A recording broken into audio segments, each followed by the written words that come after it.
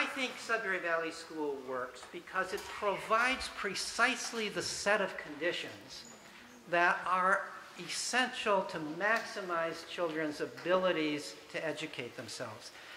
And those conditions are really the same conditions that exist in a hunter-gatherer band. And I've listed 6 conditions here, which I think are the most important.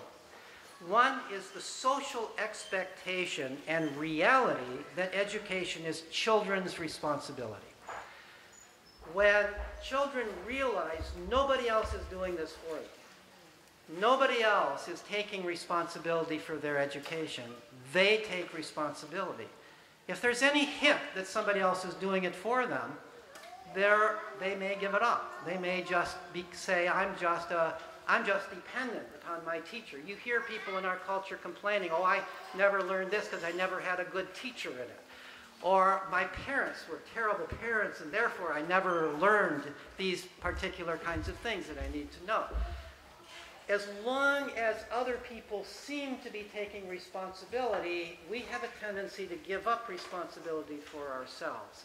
And that's particularly true if you go to a regular school where not only is somebody else taking the responsibility, but they're depriving you of the conditions in which you can take responsibility for yourself.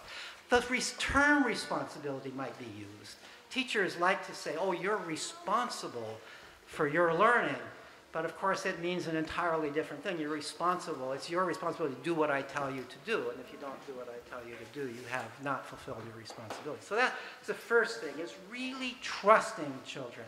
And in our culture, that's a difficult step for most people to take. The second characteristic is unlimited freedom to play, explore, and pursue your own interests. Not an hour a day, not 2 hours a day, not 5 hours a day, all the time.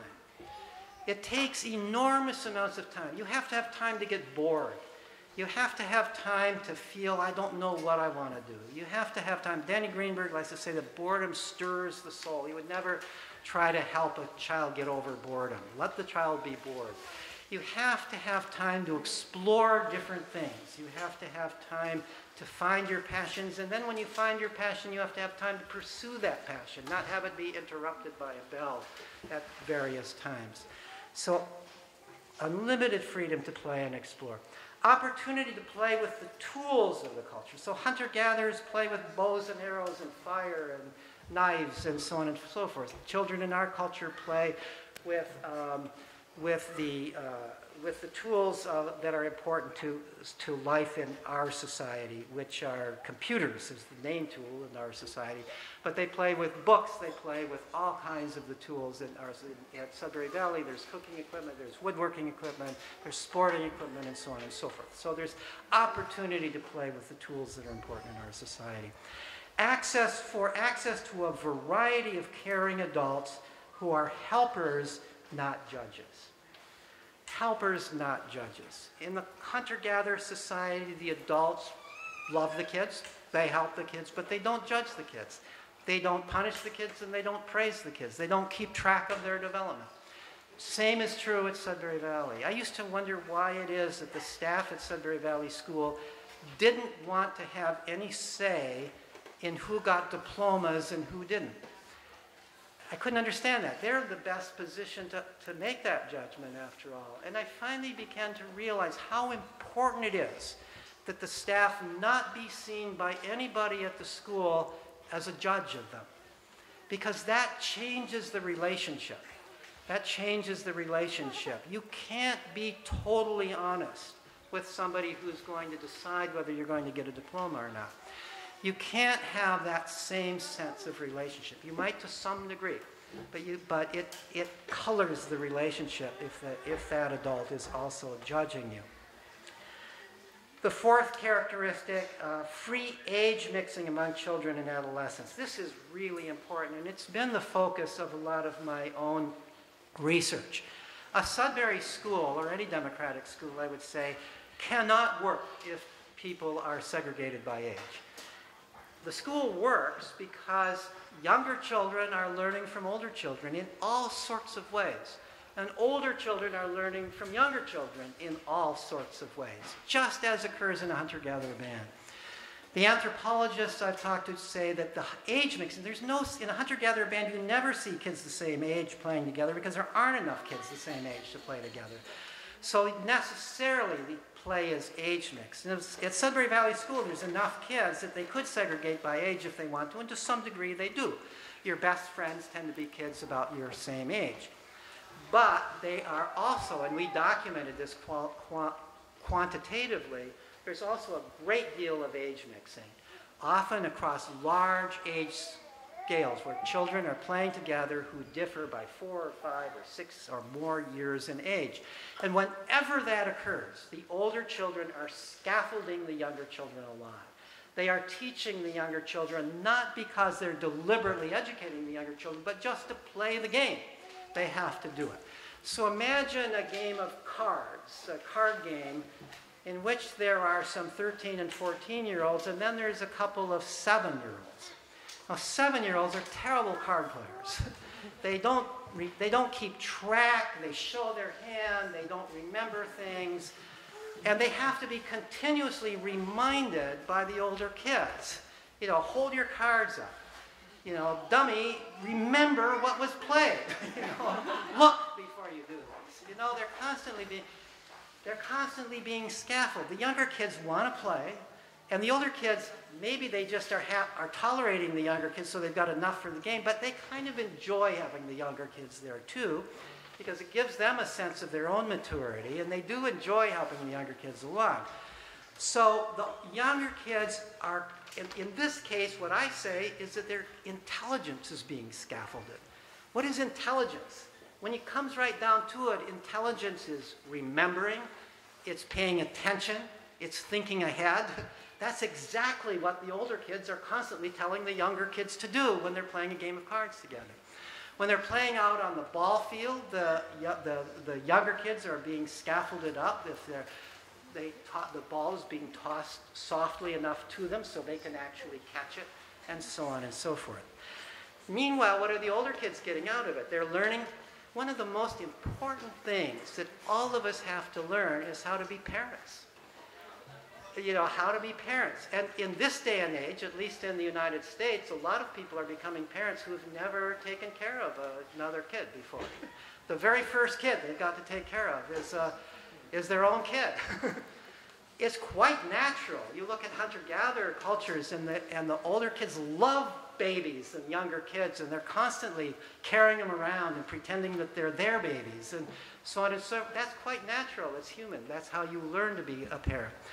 It's not surprising to me, you don't have babies, but you have 4-year-olds. It's not surprising to me at Sudbury Valley, the teenagers love to read to little kids, they love to help little kids, they solve little kids' problems.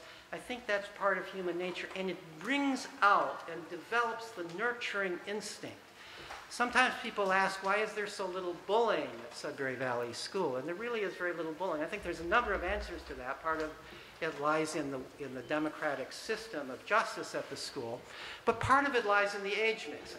That when there are little kids around, it brings out the nurturing instinct in the older kids. And the older kids become problem solvers rather than problem creators. And they gain a sense of their own maturity, and they realize that they can help people. And you can't do that if you're in an age-segregated environment where everybody's just the same age.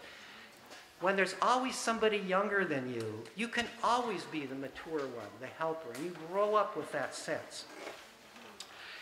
The sixth characteristic that I think is important, and this is one that I've only added on recently, it wasn't in my original list, but it has become increasingly obvious to me how important this is immersion in a stable, moral, and democratic community. But that's similar between a hunter-gatherer band and Sudbury Valley School. We are not meant as a species to grow up as isolated individuals, nor are we meant as a species to grow up in isolated nuclear families. We grew up in bands. We grew up in societies. We grew up in a system where we acquire a system of values that represents the culture in which we are growing up. We grow up in a system where we are responsible not just for ourselves and not just for our families, but for a larger community. That's part of the nature of being a human being. And that's what children at a Sudbury school are growing up with. they are growing up not just, it's just all about me. They are growing up learning I have to also take care of this community. I have to make sure that this school doesn't get closed down because so-and-so has been drinking illegally on campus or using drugs illegally on campus. I've got to make sure, I've got to be responsible for the rest of this community as well as for myself because I value this community. I'm part of this community. I am here not just for a semester or a year. I am here over a length of time. This is my community. And so they are growing up with a sense of social responsibility that then gets transferred into the larger world as they emerge from the school on into the larger world. So I want to, I don't want to continue, I want to just, I'm going to be very brief about these remaining points. If there were more time, I would talk about also how children learn through play. There's a great deal of research, actually, a fair amount of research. There's not enough research on play, but there's enough research that we know quite a lot about the special state of the mind, which is the playful state. It's a state of the mind which opens itself up to creativity. It opens itself up to abstract thinking. It opens itself up to insightful problem solving. There's research that shows, most of this research is with college students, when people are in a playful state of mind, they can solve problems that they can't solve when they're in a serious state of mind. There's also a great deal of research that shows this. If you give people a task to do, and some of those people are already skilled at the task, and others of those people are novices to the task, and you do this under two conditions. One is what we'll call the playful condition.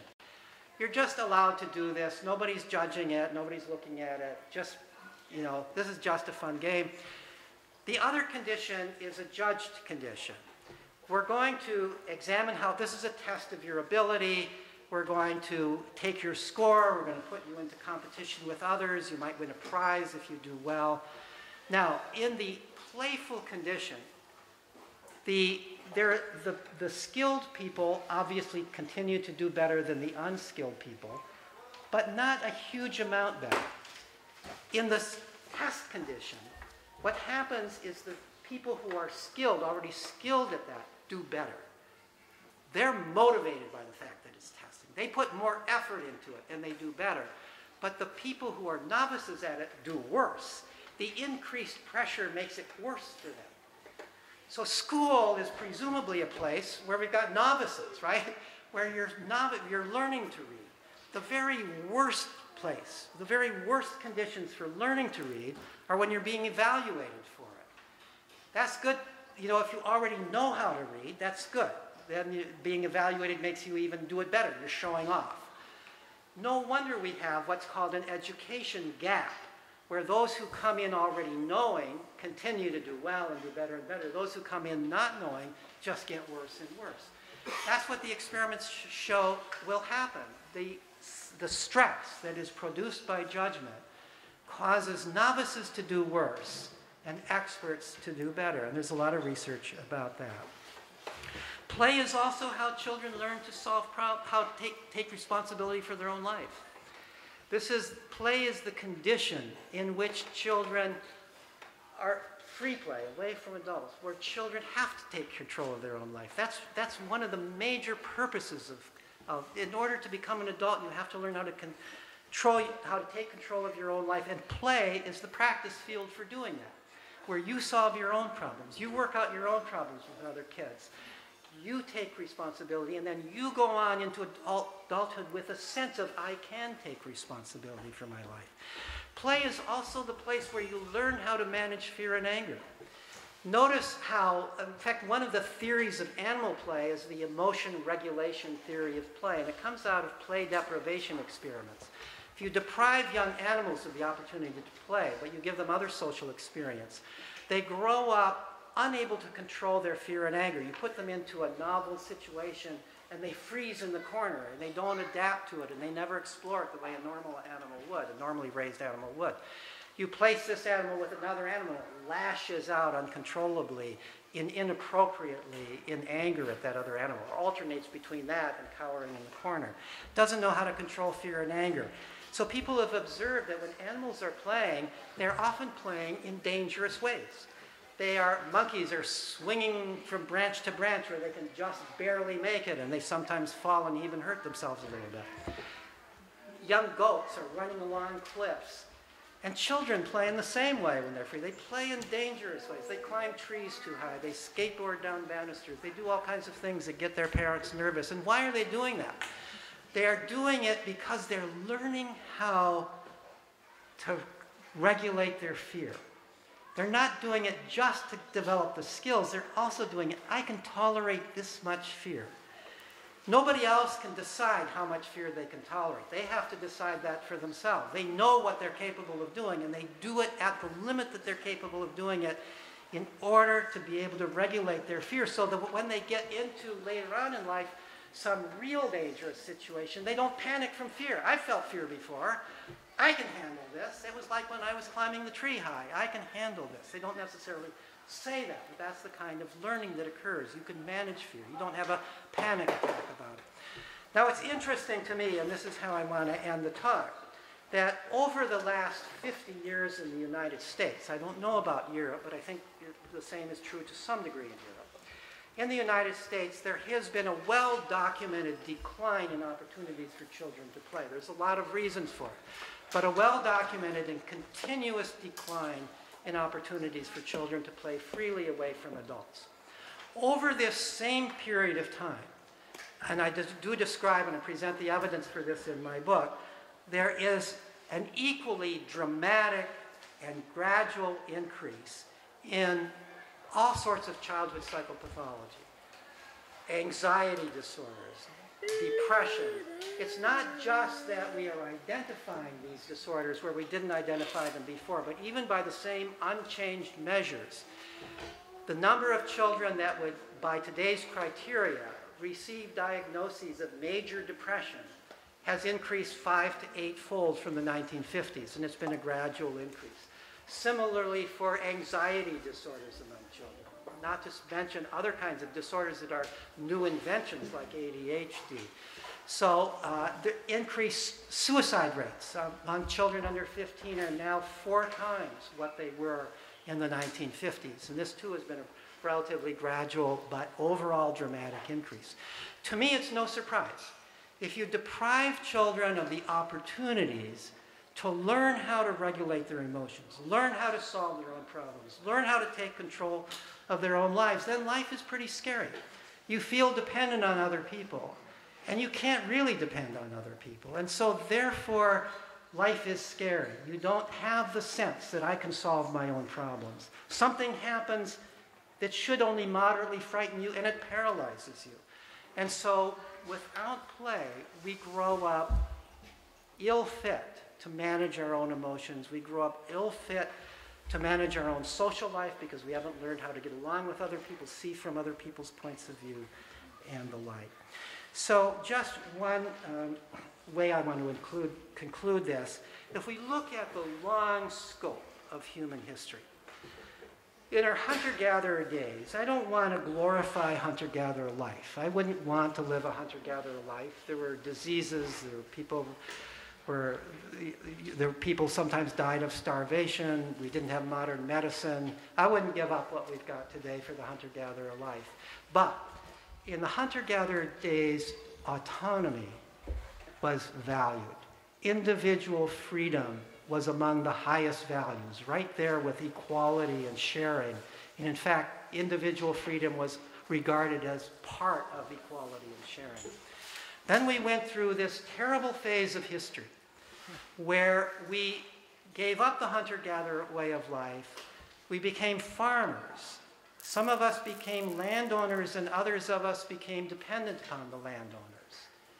We developed a system of lords and masters who rule over the serfs and slaves and servants.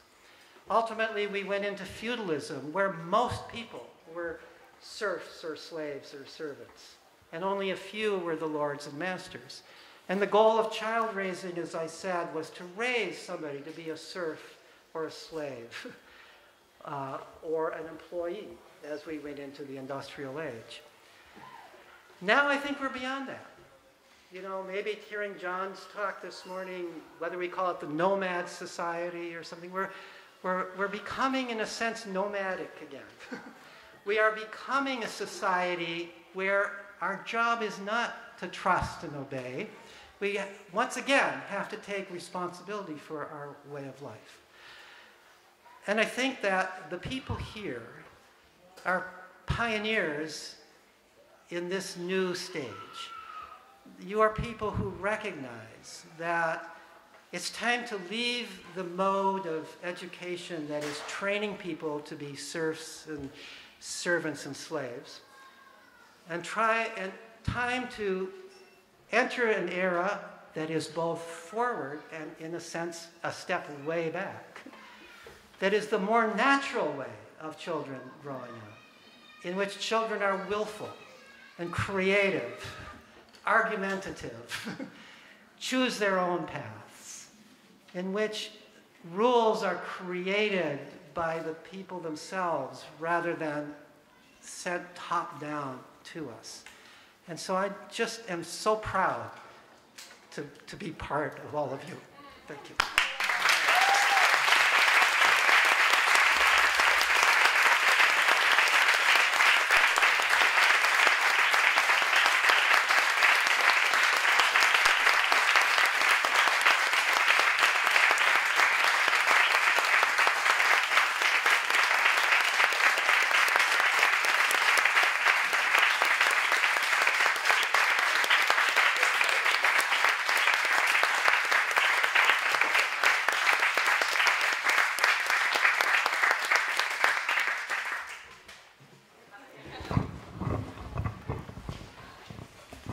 I find it very hard to say something now, actually. Thank you very much, Peter Gray. This was really a fantastic talk. And there's still time for people if there are any questions. Two questions. I see one here. Hi, William from the Free Gymnasium in Copenhagen. I just wondered, is there necessarily a causality between play deprivation and, for instance, children being depressed, or could it not just as well be, say, the development of postmodern society? Postmodern society. Yes, well, of course it is the case that this is this working? Of course, what I've documented is a correlation, and every social scientist will tell you that correlation doesn't prove causation.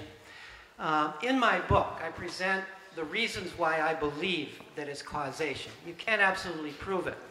But first of all, we've got the animal evidence. You deprive animals of play, and you can do this in a fairly systematic way. There are even ways of depriving young rats of play and young monkeys, well, it's been done more carefully with rats. Young monkeys of play where they get other social experiences, but they don't get play. There are certain conditions that are necessary for young rats to play. And they can't control their emotions. They have, so that's one line of evidence. But in addition, when you look at everything else, you look at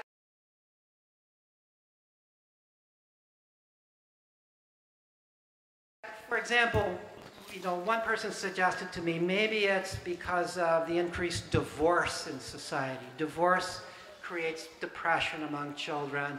Maybe it's the disintegration of the family, and so on. So I've looked at that, and it doesn't correlate with the divorce rate. Divorces, at least in the United States, peaked in the 1970s. And, but these increases in pathology among children has continued since then. There's no relationship between these disorders and economic cycles. Children are more depressed today than they were during the Great Depression. Children are more anxious today than they were during the Cold War, when children were supposed to be hiding under desks because Russians were going to bomb us. So there's no relationship between these, no correlation between these mental disorder rates and anything else that I can think of. And also just logically, what really is important to the child? Children want to play. It just makes sense. Children are happy when they're playing. There's a study done, there's a psychologist in the United States called Mikhaili Csikszentmihalyi, who does these studies in which he fits people with beepers, and the beeper goes off at random times, and when it goes off, you have to record on a little checklist your mood, how happy or unhappy you were, and what you're doing at that time. And what he finds is, and he's done this with school-age children, especially middle-aged through high school children, and they are most unhappy in school. They are most happy when they're playing with their friends. So, surprise, surprise. I mean, psychologists are always proving the obvious. But it's nice to have that. It's nice to have that evidence. He found that on weekends, happiness would go up, but on Sunday afternoon into evening, it would start to plummet. So we've got the evidence that school makes people unhappy, play makes people happy, so it wouldn't be too surprising to suggest, even on that basis, that play helps to protect people from depression, let alone all these other kinds of arguments about what children are learning in play.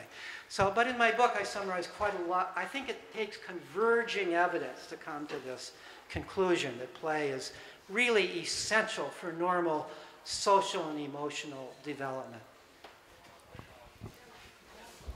What's that question here? Thank you. So it sounds a bit like the antithesis of what you're saying, but it's not at all. I wonder if you could say something about pacing. So in a hunter-gatherer society and also a modern society where autonomous education is occurring, what role have you seen in the research that you've looked at for pacing? In other words, silent time, where play is actually not what's going on, but it punctuates the playing episodes. I think that's an excellent point, and to be honest, it's not something I've given any thought to or that I know of any research in, but it's very clear when you look at what anthropologists are saying is that the kids are they're not always actively doing something. They're often lying around in hammocks, they're napping, they're just hanging out, talking with one another, and talking, of course, is something that's very much unstudied. It's hard to study conversation, but when kids are just sitting around talking with one another, what amazing things must be going on then. So during those times, and also just about, what if you're just sitting there daydreaming? What if you're just sitting there thinking? These are things we can't, as researchers, observe very well and study, and so it's not surprising that they haven't really been studied, but I'm sure that they are extremely important. What's just going on in people's minds when they seem to be doing nothing? Another question?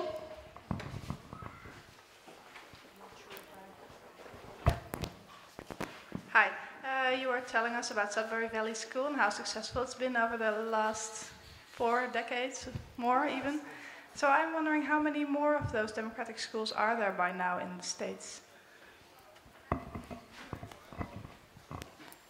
Well, it's hard to know precisely. Sudbury Valley School website lists about 24 others in the United States and maybe a dozen in other countries. But there are probably more than that if you count the ones that are starting up, the ones that are small, the ones that for one reason or another the school itself has not put. There's no official definition of a Sudbury school, but there are probably about 24 in the United States that have been around long enough to say that they're established schools, and they seem to be really following the model such that we could call them Sudbury schools. How come it doesn't take off as a concept? Well, that's a question of why social change takes so long. And I think that this is, first of all, although there are all these schools, very few people know about them. And even those who hear about them find it hard to believe. I mean, after all, there is, as social animals, we tend to by nature be conformists. We tend to by nature do what other people do. And even those people who take this brave step of sending their child to a Sudbury school are doing unschooling. This is a very brave step. It's very hard to do what your own parents are saying, you're going to destroy my grandchildren. What your neighbors are tisking about what you're doing. It's very hard to take those steps. It's very hard to do something unconventional. We have been a society in which most of our parents went through school, most of our grandparents went through school, and for most of you, most of your great-grandparents went through school. We've been several generations. We grow up in a world in which we are constantly being indoctrinated with the message that schooling, meaning schooling as it's usually defined, is essential to normal development. The President of the United States, who in many ways I admire, wants children to go through school in the summer because schooling is so important. It's so people constantly hear this message. It's going to take time, but I think we will reach a tipping point. I think that when 10% of the people in any given country are doing either home autonomous school or Sudbury-type schooling, that will be the tipping point. That will be the point at which everybody knows somebody who's doing this. They will see, oh, these people are okay. They don't even have to see that they're better off. They just have to see this is okay. I can do it this way.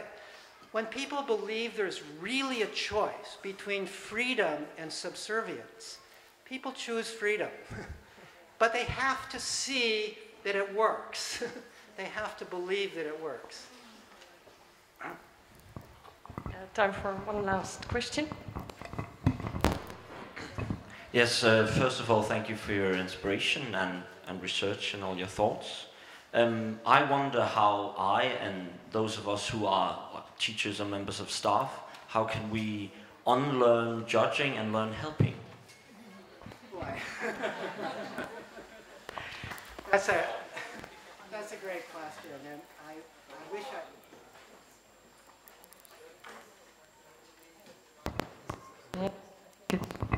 Just a bit. I don't honestly know the answer to that. What I can tell you, I did a study along with a young professor who assisted me on this study, which was a study really of home unschoolers. One of the questions we asked them was, and there were 232 families in this study, so it was a big sample. One of the questions that we asked them was, what is the biggest challenge to home unschooling? I expected that the big challenges would be, well, you know, you've got to be home, you've got to be with your kids, you've got to, you know, how do we find friends and so on. But by far, the two biggest challenges were these. The biggest challenge was overcoming the criticism from other people, especially from friends and relatives. The dealing with the constant questioning of what you're doing. That was the biggest, but the second biggest challenge, almost as big, was dealing with your own mindset, your own automatic thinking, your own questioning of yourself, your own, because you grew up in school, you grew up following all the rules of the school, you grew up probably as a model of being able to do this. And then you're just looking at your kid who's just playing. You know, my God, you know, you've got to, that is hard.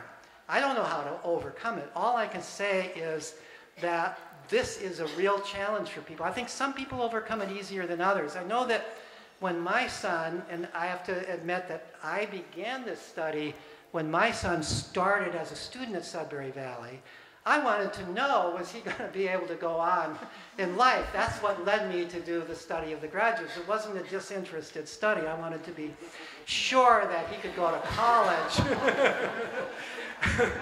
I had all this in my head. It took a long time for me to, I started off keeping a little diary of everything I saw that he was learning. I mean, I was the worst. My wife, on the other hand, who initially was more against his going there than I was, as soon as she saw that he was happy, that was enough. You know, she didn't have to keep a diary. So some people it comes easier than others. And I don't know the answer to it, but it's, you know, I think that it's helpful to know that this is a very natural thing that people are going to experience. And there are people who actually do talk about deschooling your own mind and how to do that. I'm not an expert on that. Okay, thank you very much, and thank you for having been here around. At 6:30 there will be dinner served. You're all welcome to come and have dinner there. Also the ones that have come today. Sorry. And I wanted to tell you that the books of Peter Gray are being sold in the back, and he is willing to sign them. So if you want a signed version, go there. And for the rest, there is still some kitchen help needed, which is obviously again a volunteering question. So we really need some volunteers in the kitchen.